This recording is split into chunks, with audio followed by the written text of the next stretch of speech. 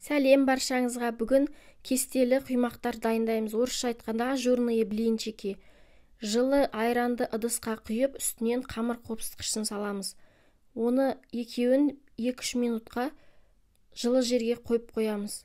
Яғни ол айран аздап көтеріліп, реакция беруі қажет. Енді үстіне жұмыртқаны саламыз. Және де қантты себеміз. Осы жерде майды да бірге араластырып құйып, барлығын араластырамыз.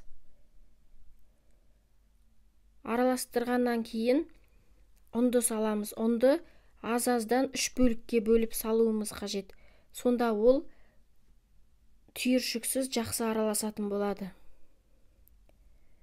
Ұнымызды салғаннан кейін қайнап тұрған ыстық суды бірден құямыз да, бірден тез-тез араластырып жіберу қажет.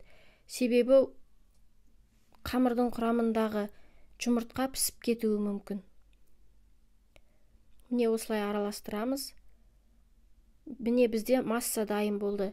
Енді таза табаға аздаған мөлшерде ожаумен құйып пісіреміз.